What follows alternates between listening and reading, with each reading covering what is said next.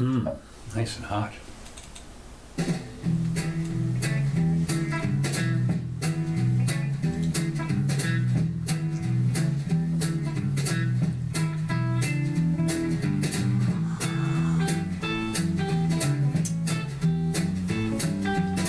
And we're live. Live, right on time. That means it's 4 o'clock, everybody. Sunday and Wednesday, we do this right here for your pleasure. You can also find us around the web if you search for Doane, D-O-A-N-E. You can find this video up on YouTube and Twitter and probably Gab and Parler later also as well. Today is the 15th of July 2020 and I am in the California studio. Jimmy is back in DC, obviously. Right. That's got it exactly. Well, lots of good stuff today. Oh yeah? Yeah, we're gonna roll into coronavirus and stuff like that in a minute. But let me Roll into it. Yeah, well, before we get started, Big Tech is now censoring bean cans. Wait, what? Twitter censors photos of Goya beans as potentially sensitive content. Now, I don't know if you remember this, but the CEO of Goya Yeah. is a big producer of Spanish type food. So this is like the frog all over again? Pepe the Frog? No. Okay, well keep going. No, that was not part of this. No, what happened was... No, what I mean is they're using the brand image as some kind of offensive speech now. They're interpreting it as... Yeah, I guess, but the Goya, apparently the Goya is It supports the Latino types, and they're a huge company, huge. Okay. And they cater to the Latino type people. They got frijoles and bean. They got a whole... Shoot, I've got stuff that probably, right next to my Aunt Jemima in there. Yeah, that's right. At any rate, he happened to say he liked Trump. Right. Well, boy, I'll tell you, the people came out and they decided they wanted to boycott. They called for a boycott of the Goya franchise. Yeah, we mentioned this last time, I think, and I don't remember that part. but, well, okay. Anyway, either way, Maybe we did. Anyway, last week... we said some of it's flying off the shelves in some places. Right. The Cancel Culture Marxists, led by popular Democrats, targeted Goya Foods and CEO Bob, whatever his name is, after he praised President Trump. Right. And okay, well, It's reverse cancel culture, basically. right, exactly. Well, that's when, of course, what's interesting is that Twitter jumped into action and got on the bandwagon and basically said that if you did a tweet with one of the cans on it or something, they would take it down. That's hate speech now. Well, it was what do they call it? That's when they called it. It's got to be what it is. No, not hate speech. Let's see, but food pantries, potentially sensitive content. Apparently, that's a thing. Potentially sensitive content. Yeah. Potentially sensitive content. Right. So, but apparently, if you get on there and say, and I don't know what happens. What if you post a picture of yourself next to a Robert E. Lee statue? Ooh, bye-bye. Cancel City, huh? Well, we're going to talk about Robert E. Lee in here in a second, too. Okay, moving on to the because I guess we did talk about it. I'd forgotten about it. Well, I think we mentioned it, and there's, like I just thought it was interesting that Twitter, for some reason, has to, these guys are kind of out of control. I understand it with TikTok. If you say anything bad about China, that's going to go away.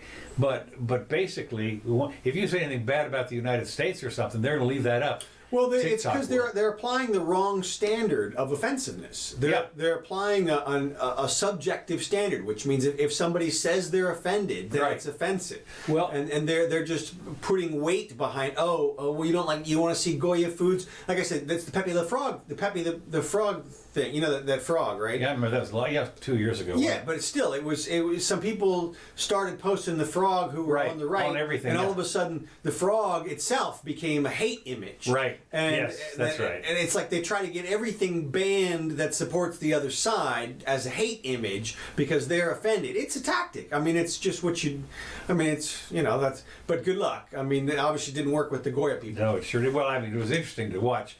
There were pictures all of a sudden all over the place that didn't get banned yet, but maybe on Facebook or something, where there were people that had literally hundreds of dollars worth of products stacked up, all going to the food, going to the food pantry. Oh, okay, right. Yeah, they were buying. That's what we're doing. We're donating. Right. This is the way we're going to donate. We normally might donate, some Wonder Bread or something. That's right. It's all Goya today. That's right. So well, like I said before, everybody gets to vote with their dollars. That's it. This is the perfect way to do it. If you care that much, you either spend or don't spend based on your perception, and it all comes out in the wash.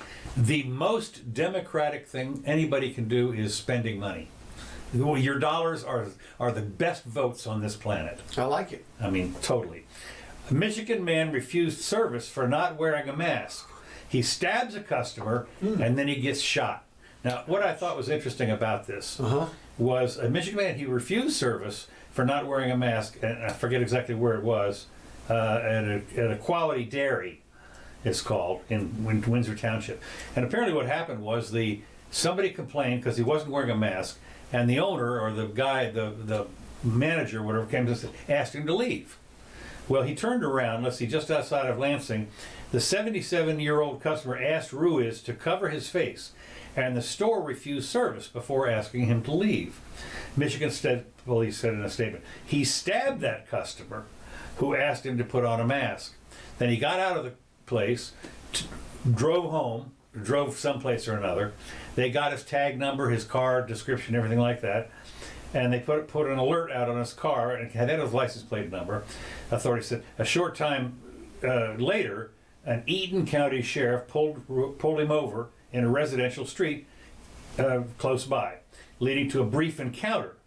The suspect immediately exits his vehicle and walked towards the deputy with a knife in his hand to attack the deputy.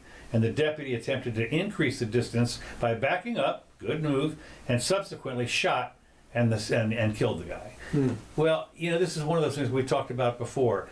He backed up. Okay, that's good.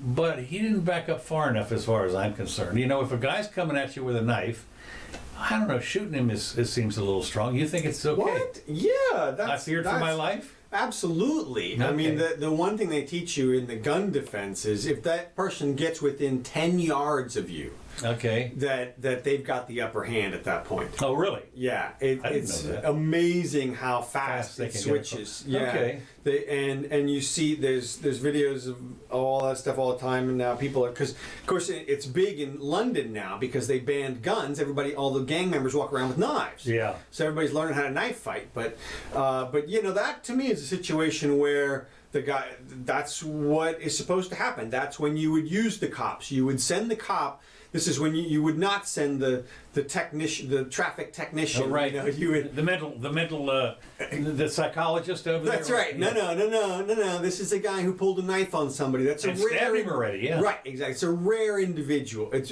really is rare. Okay. Those types of that's a real attack, a real assault for no good reason. Yeah. This old man.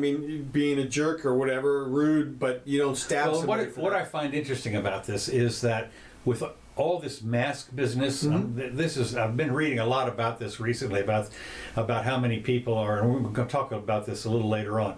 And that is, how can I put this? If drugs were legal, you wouldn't have a drug war.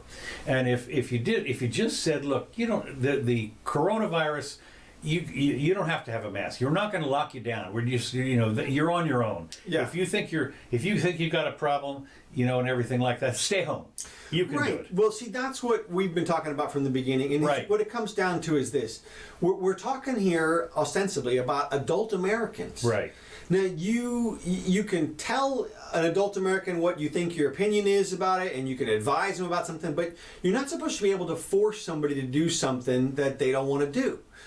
You can do that to your kids if you want, but you can't do it to other adult free Americans. And that's what this whole mask debate is really about. You've got people on the left who are saying, look, we need everybody to wear the masks. But apparently they can't convince enough people for their state of mind. They can't. So their thought is, well, we can just force people to do it. Right. If we can't convince enough people, we'll just force them to do it. But that's just not how our legal system works. And you can trust Americans to do the right thing. For the most part, everybody's gonna wear the mask. Yeah.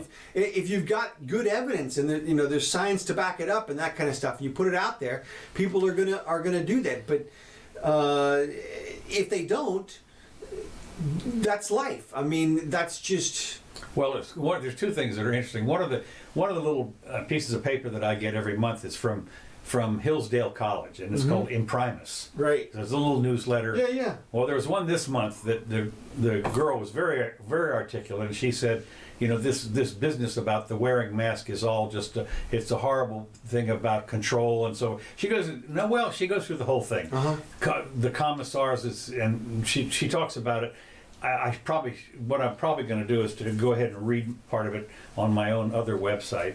But the deal that I look at is that if you didn't, certainly the owner of the establishment said, "I'm not going to serve you." Right. That's okay. Right. But the thing is, if the masks weren't mandatory, this never would have come up. I don't believe, unless this particular conflict wouldn't have come up. Well, exactly, and a lot of these conflicts, we see petty conflicts all over the place because of over-aggressive law enforcement. Right. We see it from the right in terms of the drug laws. Yeah. Here we have a situation where the right is saying drugs are bad for you, don't do them, and if we can't convince enough of you, then we're going to force you. And it's no. The solution is freedom. You either can convince America. Look. 99% of the people that you talk to will agree that thievery is bad. 99%. It's probably 99.9 actually. Yeah. Okay. Unless you're all in for the civil forfeiture. Well, they're gonna convince themselves that that's not thievery, and same with taxation or whatever. Yeah. But the point is that if something is definitely bad, everybody agrees. Yeah. When because then why do you need a law for it? Well, you need some things in place. At the end of the road there. I mean, there has to be some general enforcement of our conduct, from the people at some point. It can be really far down the road. Really like that. For instance, I suppose when you talk about highway speed limits, for instance, if you didn't have any, now in Germany, I think on the Autobahn there's none, but I suppose there are some instances for some of that kind of stuff. No. To me, that's one where you could have no problem. Oh, really? Yeah, because people are going to self-regulate. You're only going to drive as fast as you feel safe driving. That's true. So, I mean, your life is in your hands. If you're going to kill anybody, the chances are it's going to be you. Well, that's true, especially at high speed. Right. And, of course, it won't be long before the cars are all going to be talking to each other. Oh, it's going to be great. That'll be great. But what I'm talking about is situations where you need the law enforcement are real bad situations, because there are real bad people out there. I mean, I was just reading a story today about a CEO in New York who they found chopped up into pieces. I saw that. I mean, chopped up. This is a bad person did that. Yeah. Okay, this wasn't an accident. This wasn't somebody speeding. This is somebody who knew how to use a weapon, and did it. And probably got paid. And I mean, it's real bad. That's what we need police for at the end of the day. Because even though the bad people will agree that that's bad stuff, there's still some people involved in that. And, Well, let's face it. Well, I mean, some of them are just ostracized and put out of the whole community and that kind of stuff. Oh. A lot more of them than are super crazy. The super crazy people get locked up soon and early because they don't plan anything. They just go crazy, with the knife or whatever. Like this guy with the this guy gets shot. How old he was? Probably in his 20s or something. Yeah, I think he was. As a matter of fact. So I don't remember. No, I'm sorry, he wasn't. He was 43. Really? Yeah. Well, still, that's a fucking crazy person right there with the knife. I mean, maybe he's desperate. I don't know, but stab somebody for. Okay, well, I'll take your. I'll go along with you then. I'll switch and say that the cop could shoot him if he was coming at him with a knife. Yeah, and he already knows he stabbed somebody. He's dangerous, man. Okay. That's life-threatening. I back up on that. Okay. Okay. Let's go to the COVID business now. Okay, well, one thing about we talk about traffic stops. There is a story this week about, did you see where Berkeley, the progressive old Berkeley actually, may be taking a step towards using not cops to do traffic stops. Really? Yeah.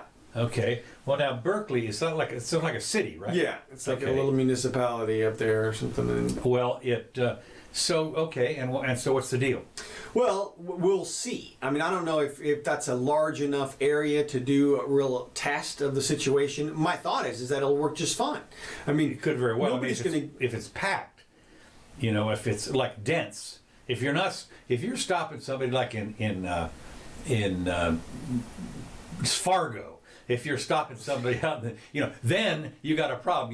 You shouldn't be walking up unless you're in Fargo, I guess, because you're like Nowheresville. But if you're in the city, everybody's got a camera, and I think you'd be. Yeah. It is the city. It's a city enough. It's not real suburbia, and there won't be any safety issues 99% of the time. I can buy that. And so I expect it'll be good. So, anyway, all right. Well, go ahead. Tell me about the COVID thing. Okay, the public's disconnect from COVID-19 reality worries the top men, worries the experts. The United States is here's Well, who are the top men? First of all, do we know anything? Yeah, the experts. Yeah, I know, but from what? Where are we getting this paper from, or whatever? Actually, this is from, I think it's from The Hill, Okay. which is a Washington D.C. kind of lefty thing. And I love the way this is written. Okay. I mean, think about it. The United States is being ravaged by a deadly pandemic that is growing exponentially. Oh yeah. Overwhelming healthcare systems and costing thousands of lives. Yeah. To say nothing of economic recession that threatens to plague the nation for years to come. Boy, that person got an A in creative writing. Boy, you got that right. Well, but the American public seems to be over it.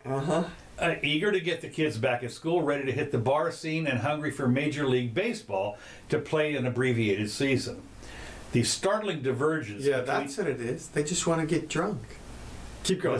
The startling divergence between brutal reality of the SARS-CoV-2, I don't know, and the fantasy land of the forthcoming return to normalcy has public health experts depressed and anxious about what is to come. Suicidal. The worst is not behind us, they say. Oh, no. By any stretch of the imagination. Oh, it's like a giant tsunami. Oh, yeah, no. Avalanche, you ain't seen nothing. The number of dead from the virus in the United States alone, almost 136,000, is roughly equal to the population of Charleston, South Carolina, and Gainesville, Florida. What? Yes! We made the news. What? Yes. How did we do that? I don't know, but I'll tell you, but that's about right. Charleston, South Carolina. What? Charleston. The number of dead from the virus in the United States alone is equivalent to the population of Gainesville, Florida. What the hell? I'm not sure. Is that supposed to bring it home? I don't know. That's like a weirdly targeted article or something. Yeah, that's what I read you the first part of it. It was right. Obviously, but you're getting this out of the Hill, and somehow it's like the AI has adapted it so that you'll read it because you might be searching for an article from Gainesville, about Gainesville, Florida, or something, or Charleston. Because there's got to be a city in every single state with the population of Gainesville, Florida. Right. Like 10 of them, at least. So, I don't know. Well, there's one other one, Charleston, South Carolina. Yeah. I don't know. I mean, I'm just a meta comment on the way the article's written. But anyway, so okay, COVID. People are dying. They're dying. They're talking about everybody's dying. They've said, and I haven't pulled this one out yet, but there is somebody that is saying we're in for the next thing by the election. Now they've said there's going to be, I think, 200,000 or 300,000 dead. Yeah. So it's going to we're unless you, and what happened is, as you know, in California and in some other place, I'll get to it in a minute. You are now going to be required to wear your masks outside. Yeah. We've talked. Yeah. I mean, well, I understand. I sort of understand it if you're in a line. Your 6 foot business or whatever. Yeah, that's at a place. At a place, right? Yeah. But at any rate. Oh, there was a guy on the trail last night on his bicycle wearing a mask. Well, I did see. I thought it was interesting. I was watching a video from this guy talking about China, and he was in his back on his green screen. He had a station, a subway or a train station. Everybody was wearing a mask. Then he went out on his other movie on his green screen. It was outside. Nobody was wearing a mask. So I thought that was kind of interesting. Yeah. Coronavirus spread threatens to overrun the school reopening plans. Now this is interesting. We talked a little bit about it last time, I think. But Dallas Independent School District Superintendent, whatever his name is, for example, has been working on a blueprint to reopen schools in August as part of a long and delicate process. Now they're doing the same thing here, and what they've got here, and anyway, but with the virus now surging across Texas, the outbreak may make the decision for him on whatever that means. What's interesting is that here in our town, they've got 3 ways you're supposed to go to school, and 2 of them are online, and 1 is in person. Now the people, who's really been scared poopless about this are the teachers. Well, and what they're saying is their philosophy is what we're thinking about doing is the old teachers, these are the 50 and 60-year-olds that are susceptible, I guess, are going to be on the TV or on the Zoom, and then they're going to have a young sprite or whatever in the classroom. I guess to maintain order or something. Beat them when they're there. That's right. By That's God. it. You have a robot with a TV on its head walking around. Do this and please do. But then they're going to have a younger person in there, walking a around teacher with assistant. Teacher assistant, whatever. But I think what I thought was so interesting about this was, what if they disagree? I mean, what if the teacher on the TV? Well, just listen to me for a second.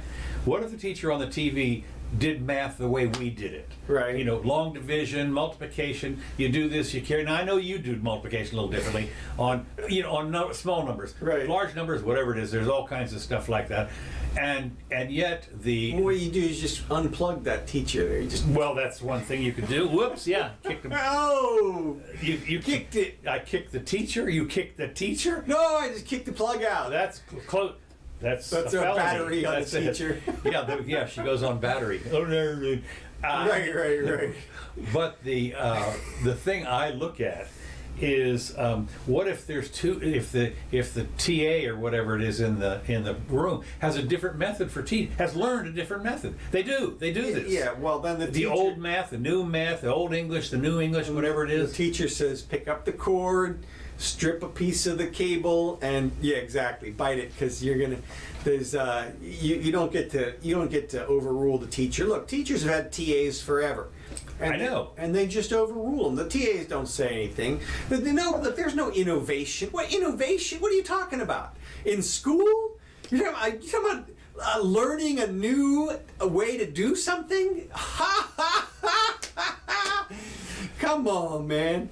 No, it is, look, until they sell off all the schools and reintroduce competition into the environment, this is how much can we bow to the central authority? And unfortunately, this is the problem that everybody's having right now with the answer to the complicated question of, do we open the schools and send the kids back? Not is liberty. Yeah. Let people figure it out. Yeah. If you think your kids are fine, if you're a teacher and you think you're fine, then you get together with those kids and you teach them. I mean, look, this is how it works. It's just some people are going to be scared to death, and they're going to say, I want to get my kids on video, teacher on video. I want an environment between them that nothing can go between.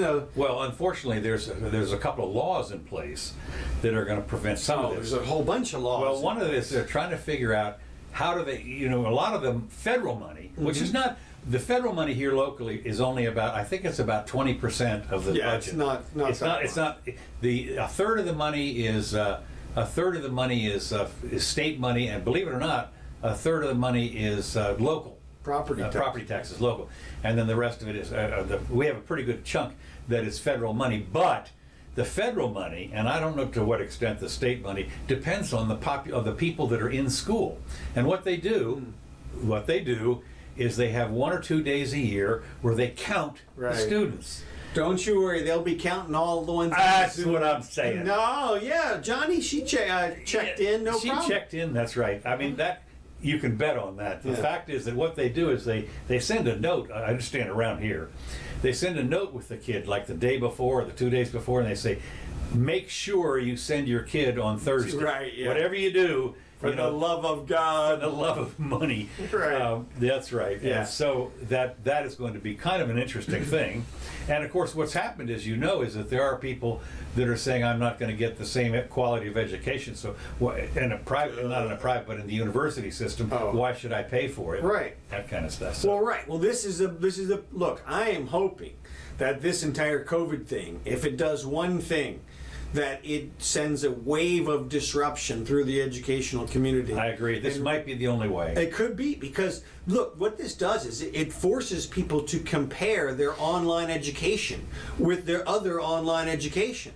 And what you're going to find out really quickly is some people are going to pop up. They're going to be like, look, we can shoot this entire semester right here in front of this green screen, and then sell it to kids over and over and over again. Well, that's what the Ron Paul curriculum is about. That's the whole school curriculum. The Ron Paul curriculum? Yeah, Ron Paul with Tom Woods, they put together an entire... Oh, but that's all Liberty crap, you know. It's all... Oh, right. What?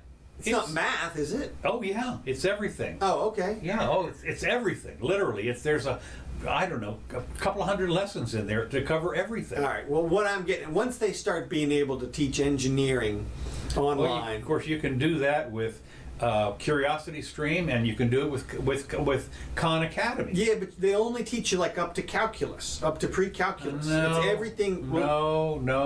Well, I've seen MIT and some places go into calculus and I've some seen higher differential equations. Okay, well. So but again, what we're talking about as far as math is concerned, let's face it, if you get past geometry and trigonometry, you can balance the No, checkbook. but what I'm talking about is once the seriousness of the educational model for college level gets taken, once that gets taken seriously online, and the online schools can start accrediting people as having a degree, like something like a foreign language, you can test. You can give them a test right there online. That's true. And then you could also do with engineering.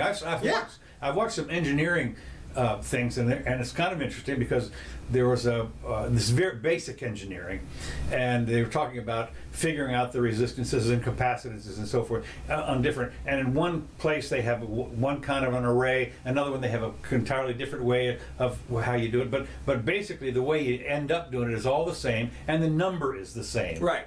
There's you're not going to lie about the number. No, and so to me, I think that once people start respecting the online education, I mean, it was a joke 10 years ago. Phoenix University, whatever. I mean, that's what Trump. Well, exactly. I mean, everybody was trying to capitalize on it, and of course you got the fly-by-night people like Khan and those other. Well, Khan is not fly-by-night. Well, what I mean is he's independent. He's totally independent. He just came up. If you ever looked at his stuff, it's pretty good. Oh yeah. No, I don't mean to disparage it in any way. What I'm saying is he's not a corporation. He wasn't Houghton Mifflin or yeah, no, I know.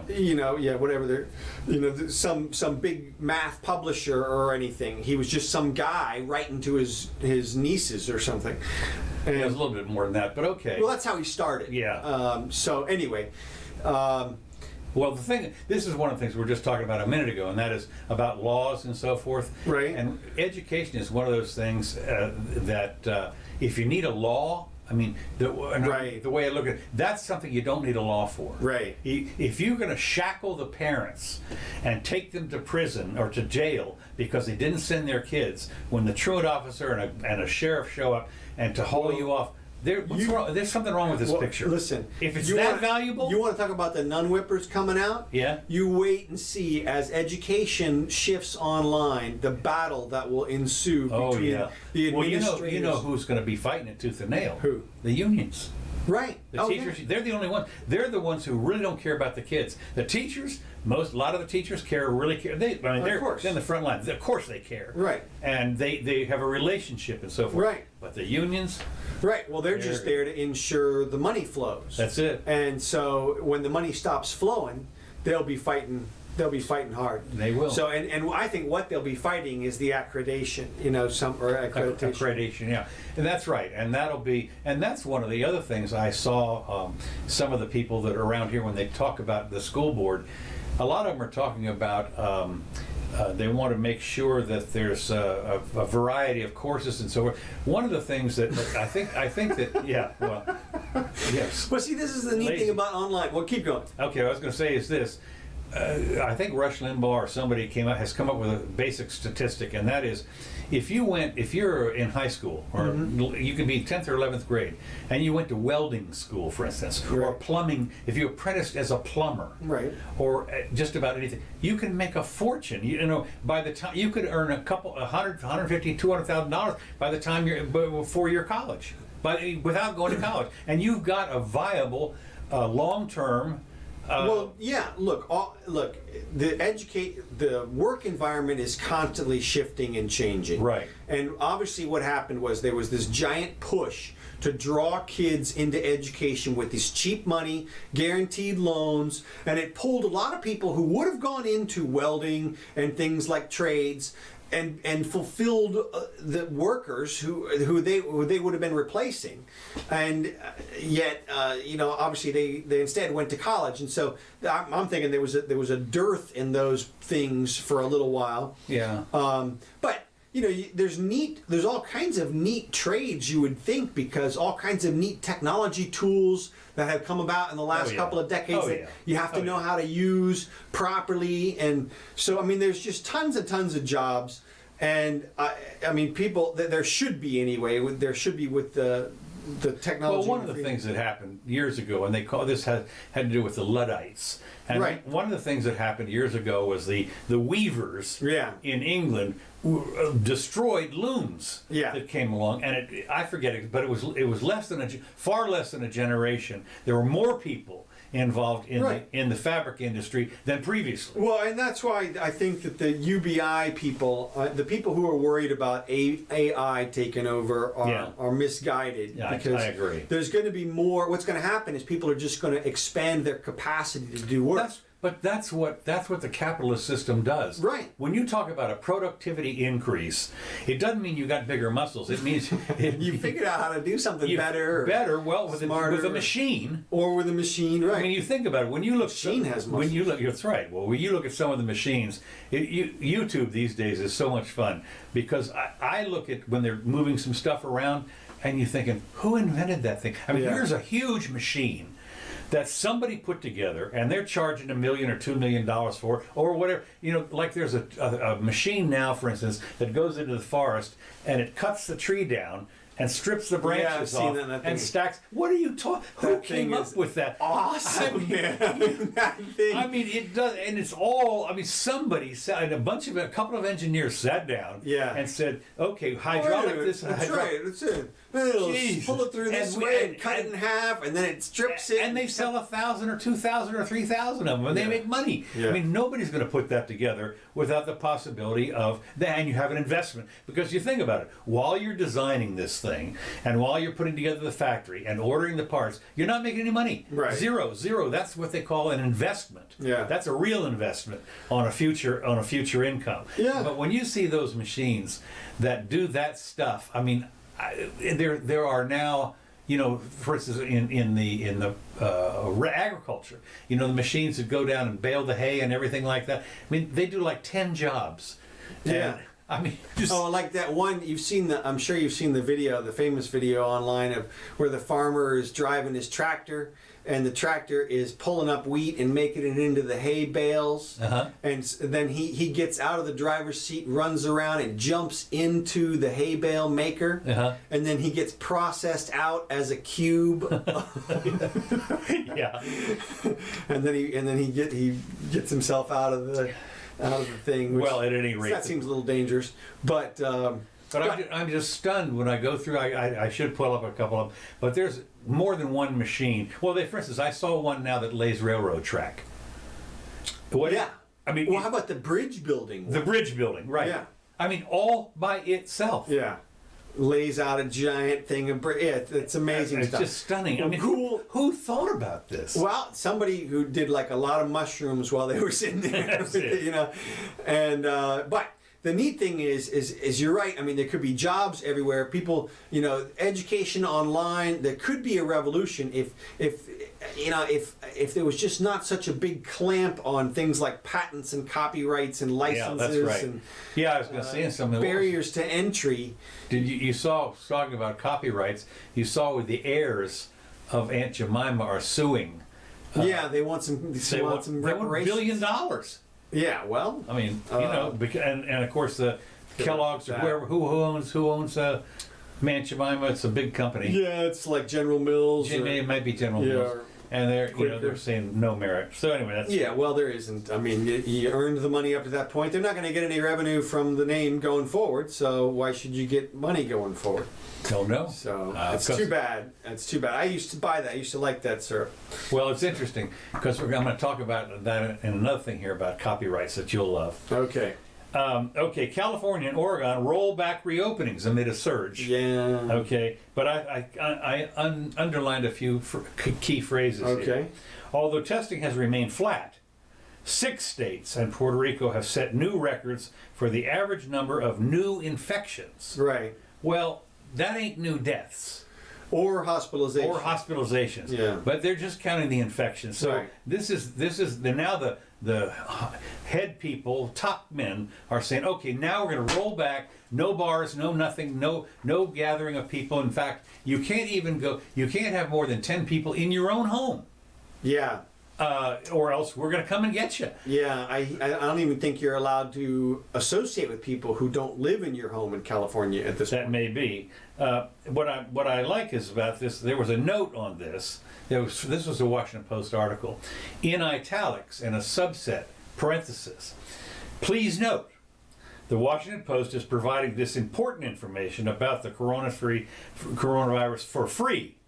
For more free coverage of the coronavirus pandemic, sign up for our Coronavirus Updates newsletter, where all the stories are free to be read. Now, you know these are the stories that are the scary stories. I mean, they're the ones that are going to tell you you're going to die. You're a dead man. So Everybody should expect that from the news. I know, these but days. I'm just saying that I thought this was interesting that in this article, they're telling you, check this box and we'll send you more information. That's right. That's right. The California Governor Gavin Newsom ordered the statewide closure of all bars and halted indoor operations of restaurants. It's just amazing. I'm still shocked that people aren't more defensive of their businesses. Wineries, theaters, and a handful of other venues. I just can't believe there aren't 10,000 lawsuits. Again, the move comes as a number of governors elsewhere are also announcing new mandates and pausing reopenings. What do you mean pausing? Well, it's like when they're doing a staged reopening, and we're going to stick But I on mean, the level 2 the here. pause indicates that they're gonna lift it sometime. But you know, it's like the Afghan War, as far as I'm concerned. We've got 17 years, you know, and Well, we're gonna withdraw our troops someday. Yeah, Or the war I on mean- terror. That's forever.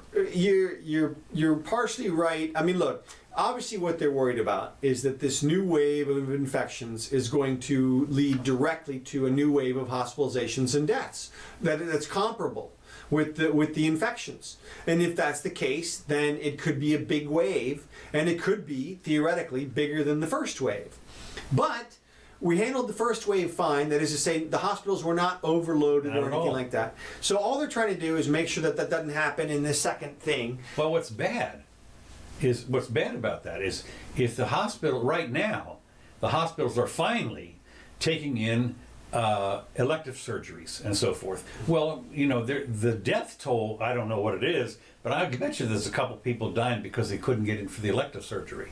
Yeah, and we haven't seen any real studies or anything come out about deaths that countervailing deaths because Right. of this. But then there's also countervailing deaths, Yeah. which are the people who didn't go out and drive and die on the freeway, and That's true. you know, so it's it cuts all different ways. But But it's so complicated. Who's going to know? Well, exactly, and that's why you can't have a one-size-fits-all policy. That's exactly right. That's why you let the freaking individual groups figure it out. Let the market figure it out. Well, Exactly. the deal is that these are always there are unenintended consequences because you can't. It's so complex. No one person, Well, and think no about group this. of people can figure it out. And think about this. Gavin Newsom is making a rule for California. Right. Okay? It's 1,000 miles long. Well, not only that, there's a lot of California that's not on the coast.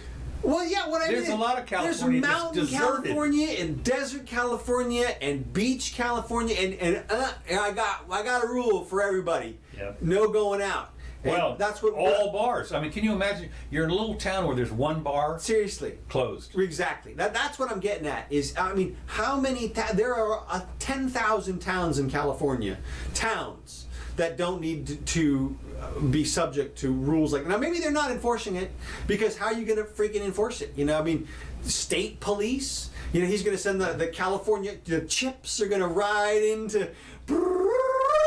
You know, into little tiny town. I don't know. Well, what we have, of course, what we have here, you get up as you did with this. You find out that there's some Karen that says you're not wearing a mask. Right. I'm making a phone call. That's right, and then you get swatted right there. That's right. You get swatted right there. What I like is, of course, Oregon Governor Kate Brown. She's banning private indoor gatherings of more than 10 people and requiring face coverings outside. See, this is just the problem with holding our authorities, our rulers accountable for this kind of stuff. Then they feel accountable for it, and then they're going to take steps to make themselves unaccountable. And that means that it's just the safety first. It's lockdown city. It's like if you put Fauci in charge and you said, all right, what do? Well, of course he's going to lock everything down. His number one priority is to stop this thing, but there's other concerns out there, you know. Well, you think about the number of places that we're hanging on that are going to go bankrupt. Oh man, tons of. How you think about all the people that are not going to be able to make their mortgage payment or the rent payment, the people that literally, I won't say they're starving by any stretch, but they got real problems. Okay. Yeah. And the damage that spreads out from all this, but you can guarantee one thing, and that is. The people that are making the rules, Texas, no paycheck loss there. Oh right, yeah. They're doing just fine. Oh, for sure. There's no question. Not a single person. Our county commissioners here, who've deemed that this place should be closed down, basically they make $75,000 a year, and now they get to stay home. Yes. And zoom in. Look, there's no question that there's not a federal, state, or county official who has lost a dime. None. In this entire thing. Maybe some of the underlings got furloughed. Well, I didn't go as far as municipality. You're right. Know? Well, they did. There's some furloughs, but of course you wonder, is that because like in the federal government when they shut down, those people all get paid. I mean, just have to wait a couple of weeks. Right. Exactly. And you know that's happening now. Look, the shutdown, we haven't seen the damage yet. I mean, the first wave, that's right. People held their breath for it and used their savings to get through. Right. But if they shut this down again, you're going to see real problems. And Mnuchin says the same thing. I mean, the top economic guys are saying the same things. Don't try to shut it down again. Yeah. And look, it just makes sense. At some point, there is going to be a study about the deaths because of. I heard one study that said that suicides had doubled. Yes. In some areas. Yes. Look, I don't mean to shock anybody, but there's tens of thousands of suicides every year. So if suicides double, and then all of a sudden there's more tens of thousands, that's a significant number. I mean, that's really like the entire amount that we're going to save here, or it gets close to, it gets whole percentages of that. Again, this is one of those things that the tentacles of this shutdown are just many and varied, and you just don't know. No. You can't know. No, there's no way to know. There's no way to I think about the delivery of medicines to sensitive areas and overseas and all the charitable things. And all you can't, you literally can't travel now. Right. I mean, overseas. That's what I mean. I mean, there were people who were planning on starting a charity in some country and doing what. I mean, all that kind of stuff just evaporates. So now, anyway. Here's another thing. Of course, it's India is having a little issue with COVID right now. Really? Yeah. I did not read that. People are not wanting to wear their masks. Ah, really? Yes. I don't want to wear my mask. Right. Now you talk about, are you ready for this? Okay, I'm ready. Do you know what the punishment is if you get caught without a mask? No, it's not that. It's not that either. It's, you ready for this? They give them the Bart Simpson. You must write 500 times. Oh my God. I'm not even kidding. You have to write down 500 times a mask must be worn. Okay. Now, if that doesn't tell you the level of programming that's necessary, I mean, in terms of, if that doesn't, how do I say this? If that doesn't show you, it's just a disagreement at some level. They understand that what we're trying to do is change someone's mind about something. So if you write it down 500 times, maybe. Well, that's a little bit of brainwashing. You know, that's how the Chinese. If you don't get the message, it'll be 1,000 times. Exactly. That's exactly right. And then you have to say it. You have to stand up and say it. I want to know who's going to count. Well, they'll have official counters. Yes, they will. You know, I'm sure. What happens if you do 499? No, you have to go back and start over. Start over. Sorry. Well, who knows? But it'll be interesting to see. And I was conceiving of scenarios over here whereby, you know, people would object to. I mean, like, well, I won't get into it. I mean, can you imagine? It's like a third grader. Right. I mean, literally, this is third grade it punishment. shows you right, exactly. It shows you the level of mentality that the rulers are treating the adult Americans with, like as if you writing it down is going to somehow. I get it. Oh, I see what you mean. Like, no. We understand everything that you've said. It's just a question of, are we going to do it or not? And like, okay, I will say this one scenario. Imagine, for example, that they came out and they said, look, we got a new mask. It's based on new technology, nanoparticles and everything. It's better than all the other masks. And this is the one we really want you to wear. It's going to be mandatory. And so we've allowed people to manufacture these masks and send them out. But this is the one you got to wear. And it looks like some of the campaigns have manufactured, like Trump and Biden. Oh, yeah. And it looks like your city only got the Biden ones, or your city only got the Trump ones. But yeah, those are the ones you have to wear. Oh God! Because I mean, you can imagine a scenario like that, like pretty easily, where you could get to, well, you've got to, you know, it's for the protection. This is the good mask. Well, it's interesting you should mention that. You know what I got in the mail yesterday? No, you don't know. In the mail yesterday, I got 2 nice green masks from my Humana insurance. Humana insurance has been so good to me. I tell you right now, they have paid for everything. I mean, we're talking about. Yeah, you're on the red list. I mean, we're talking about hundreds of thousands of dollars to keep my butt alive, and so to insure this, they sent me green masks. They're like, oh, you know, insurance policy on our insurance policy. And I'm going to wear that. I mean, when I have to go to my annual physical up here, and I'm going to wear that mask just for laughs. Who's your insurance company? Who do you think? That's it. Boop. Are you still with Humana? Yeah, I guess so. So I did, by the way, for Mrs. Jimmy. She was all upset because the masks that I had like little kitty cats on them or something. Oh, right, And she said, it looks so bad, turn it around, you know, or something like, well, that means I'll be breathing out instead of in, and whatever. So anyway, she said, they don't look good. I wear black all the time. I got online, and by God, I ordered half a dozen black. There you go. Black masks, and she was so happy.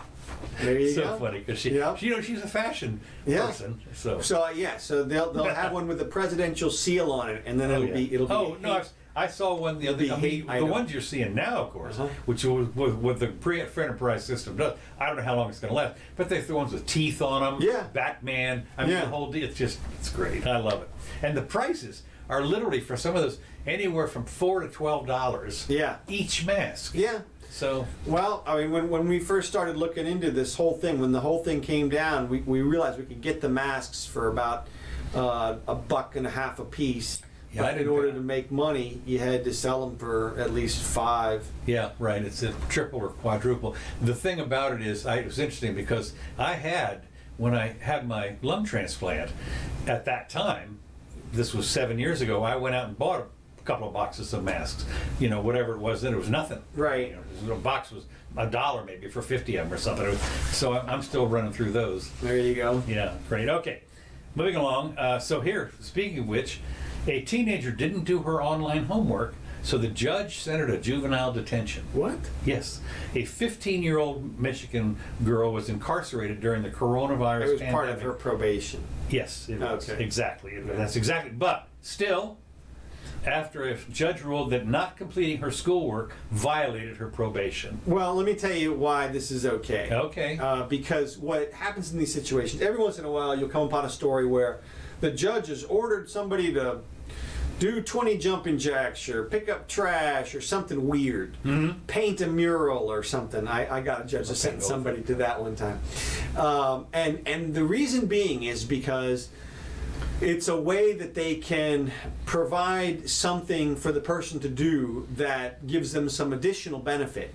And the alternative is some kind of jail time. In other words, the justice system really has a blunt instrument. The best it can do a lot of times is just throw you in jail. And this was detention, juvenile detention. That's the same as jail. Same as jail, right? And and sometimes even worse. But if they can leverage the kid, especially kids, they usually do this too, to do something productive. Yeah. Then some activist judges will try to do that, and it can be productive. It can be they get real involved. It's usually in small towns where they know the people. The person's been in front of them a bunch of times, and well, she apparently she had been incarcerated at first and put on probation. She was in trouble for fighting with her mother, stealing, and other issues that are gotten her placed on probation. Yeah, she's probably just in a single parent home. Yeah, yeah, she's okay. So she's a brat. Who knows? Okay. Yeah. Now, speaking of towns, in historic move, one U.S. city has apologized. Big mistake. Oh yeah, I saw this. Did you see this one? Yeah. Ashville, North Carolina, has apologized to and is now providing reparations to the African American community. Now we've talked about this. How do you divide it up and who gets what? Well, they figured it out. Well, now they didn't. I looked at the story a little bit because I wanted to see just how racist it was, because it seemed like they were going to literally institutionalize racism. Okay. Because that's what giving reparations to black people would be. Right. Because, I mean, you're separating us out by the color of our skin. You're telling some people that they owe other people regardless of what anybody did or had done to them or anything like that. It's literally institutionalized racism.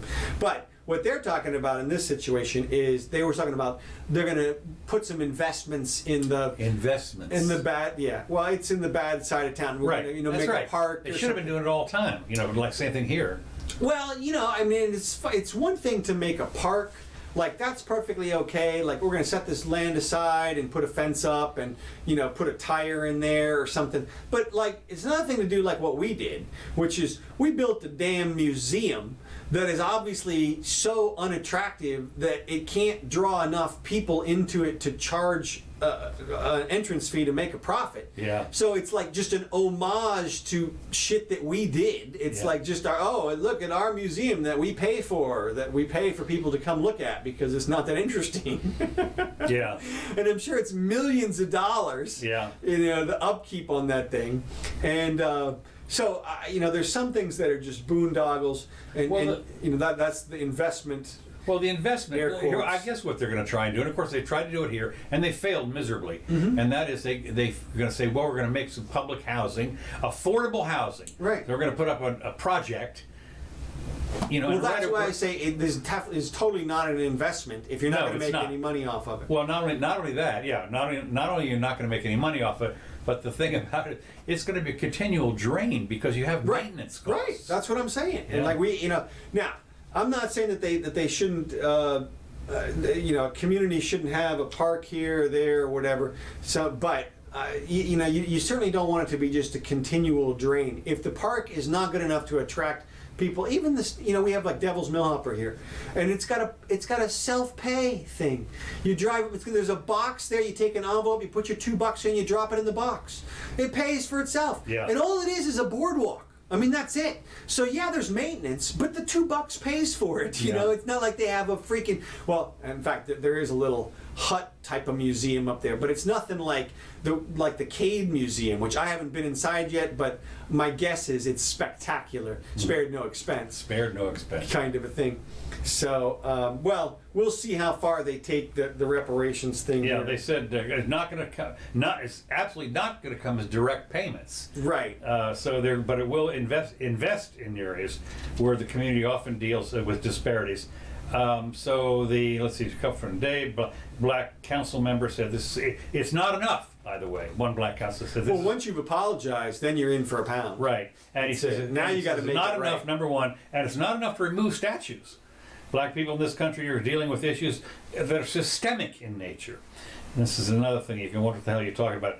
Referring across the U.S. to remove statues of historical things. And the city of Asheville recently took down a monument to Confederate General Robert E. Lee. Now, speaking of monuments, what do you think about Don Lemon's idea?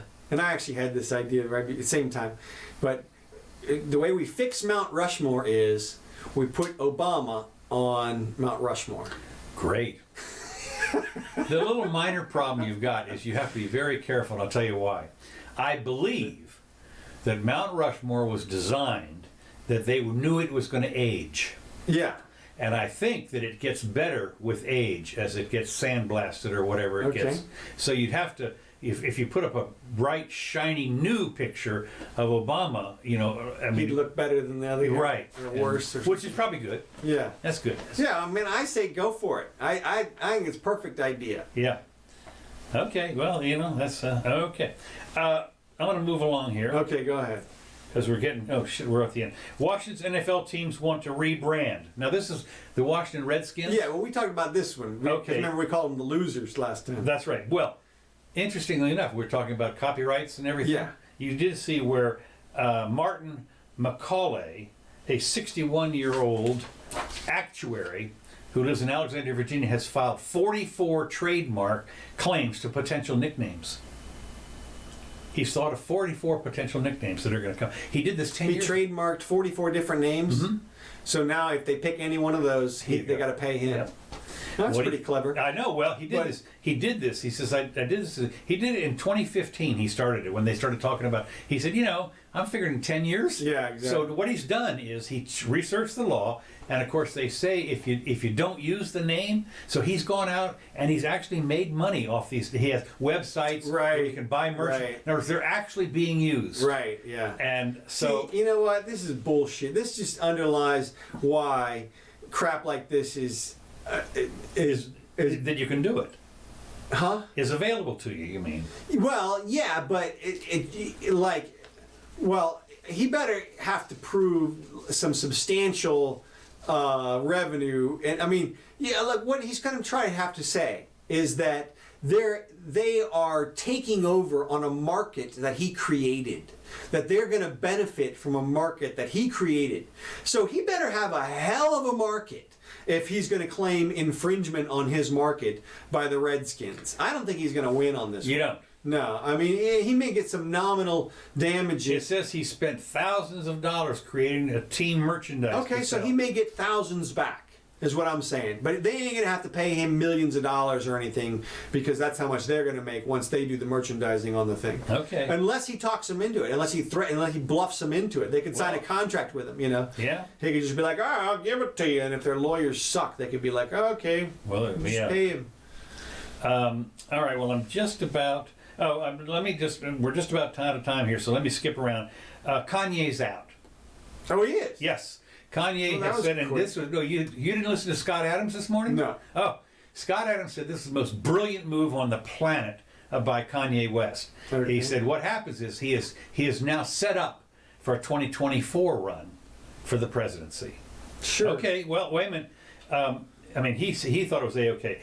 The election strategist hired by rapper reveals he dropped out of the presidential race, but was serious, with 180 campaign staff hired to help him get on the ballot in Florida and South Carolina. His presidential dreams also sparked some debate after he took to Twitter to share his pro-life stance and leading to a clash with Planned Parenthood. But he did continue to squash the doubt surrounding his decision as he posted a video documenting him registering to vote in Wyoming in his Twitter account, which boasts nearly 30 million followers.